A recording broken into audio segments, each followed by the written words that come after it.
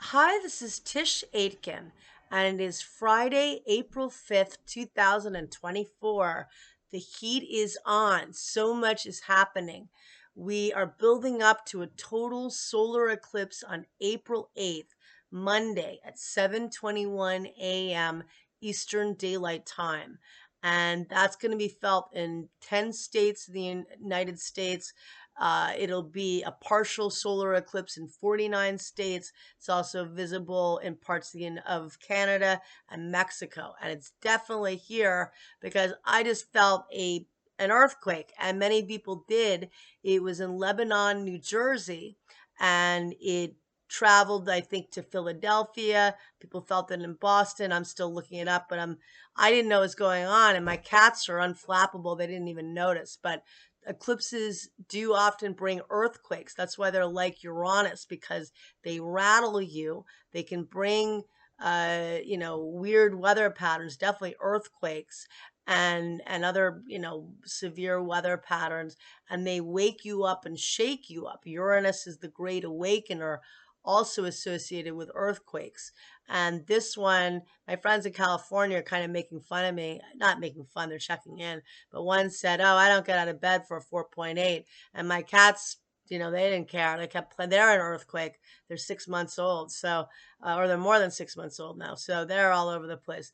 But with that said, this is the energy. And there was just the biggest eclipse, the biggest earthquake in Taiwan in 25 years. So we're seeing that.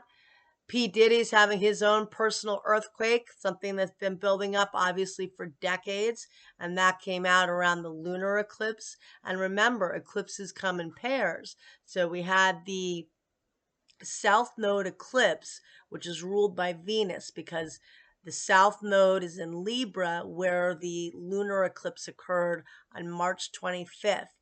Something from the past, in this case, a lot of victims from the past coming up, and some were recent, but many, many. And if something comes out like that that's extreme during an eclipse, we can find out things about people we had no idea about. Information can get uncovered and secrets can get brought to the forefront. So, and don't forget that we have energy in Pisces right now. We've got Saturn conjunct Mars. That's going to play more into this eclipse that's right around the corner. But you have Saturn and Neptune in Pisces. We've had a lot of Pisces recently. Now we're getting more into Aries, but lest we forget that Saturn and Neptune are pretty close, and they're going to get closer next spring, and they haven't been up together since the mid 1800s. And the last time Neptune was up this degree was 1859, 1860. At that time, that's a long time ago, and that's something else I'll get to in a minute. But right now, get rest. The moon entered Pisces early this morning, and I believe it was at 7:13 a.m. Eastern Daylight Time. And it's a very sensitive placement of the moon. The moon will meet up with the malefics because Mars, which rules the eclipse in Aries, is conjunct Saturn, the planet of restrictions and of karmic lessons and of things of the past. And we have Mercury retrograde right now in the sign of the eclipse. Mercury retrograded. I don't even remember the date right now because I'm all over the place, but it retrograded very recently at 27 degrees of Aries. And I believe it was on April 1st it retrograded. There you go. That is recent. It's this week. And so it retrograded at 27 cardinal, 27 degrees of Aries, setting off where Pluto was last fall when it stationed direct last fall during that eclipse season around that time at the late degrees of Capricorn. And now we have Pluto will return to the last degree of Capricorn from September 1st through November 19th. Then it's gone forever in our lifetime. And Neptune is as far in Pisces as we've ever been. And what I want to discuss in all of this. So we've got very emotional energy leading up to this very powerful eclipse, which has a lot of great things too. I feel this eclipse is something where it's about having courage in a very broken time. It's about facing the wounds. All of us are very wounded. And these are not just wounds from the pandemic, by the way. This is stuff that could be with you all of your life or for many years, something maybe you haven't confronted. And of course, the last 4 years have been extremely traumatic and painful. And so it's having courage to face vulnerability because we have all that Pisces in the backdrop.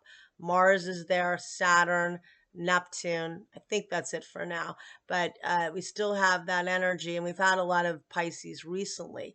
Venus actually was at the final degree of Pisces yesterday, and it met up with Neptune. Beautiful energy because Neptune is the higher octave of Venus. It is glamour and beauty. More importantly, it is compassionate, selfless love. And so that can be very dreamy, creative, loving energy, but it also, Neptune, so let's just speak about this. The last degrees of Pisces, the 29 Pisces is the final degree of Pisces, but also of the zodiac. And there's a fixed star known as Shiat, that is Scheat. That is a very difficult fixed star connected with self undoing, suicide. It's connected with the chart of the Titanic, being lost at sea, drowning. And so it also is in the chart of many people that are healers that can connect to compassion. And I think the fact the moon will always be in Pisces before a solar eclipse in Aries, but we don't always have all this Pisces energy. It's about the fact that many people are in emotional pain. There is a lot of mental illness. There is a lot of alienation that has built up and compounded the last 4 years. There are a lot of artists and creative people that can't tap into that because their depression is so great. And people just going off. But this eclipse is okay, so it's going to occur. So we've got the moon in Pisces over the weekend. We had Venus change signs and leave Pisces this morning at 7 a.m. It's going to be in Aries through April 29th. And so it'll be there. And with that, it's Venus is in its detriment. It is exalted in Pisces. In Aries, it rules the opposite sign of Libra. So not a strong placement, but not a painful placement. Just goes for the chase, very ardent and passionate, enthusiastic. We need the enthusiasm. We need to feel supercharged. Believe me, I feel it. You feel it. We're supercharged right now, baby. We are supercharged. And that's not necessarily a bad thing because it can be. I had a friend just say he got a job offer 2 days ago, landed in his life out of the blue, something he's wanted, and that's awesome. A lot of people are feeling the disruptive factors for sure. But this is about having courage because Aries is the first sign of the zodiac. It's a sign that likes to initiate. It is ruled by the planet Mars, which is not in a very strong placement right now. It's transiting in Pisces and it's conjunct Saturn, which restricts. But we need to get out there and propel. And, Mercury is in Aries right now. We have Aries energy. So, and the North Node is where we want to go towards, where we grow in Aries, being that child that's enthusiastic to launch new things. It's conjunct Chiron, the wounded healer. The eclipse occurs at 7:21 a.m. Eastern Daylight Time at 19 degrees and 25 minutes of Aries. The moon meets up with Chiron at 7:21, and then 7 minutes later, the sun meets up with Chiron. Chiron is those wounds that we don't deal with. In Aries, it's about vulnerability, about self and identity, and your ability maybe in a way to shine. I connect shining or that energy more with the sun, but the sun is also very strong in Aries. And Aries is not a shy wallflower. It's ruled by Mars. You don't want to be combative and angry. The vulnerability is intermixed and commingled with the anger and the passion of Aries. Anger can be a good drive when it's used to propel you to do something, where you're not seething in it and having it consume you. If it's consuming you with the pain, that's completely toxic. That's what you want to let go of. You want to plant new seeds with the solar eclipse in Aries. You want to be the fearless pioneer.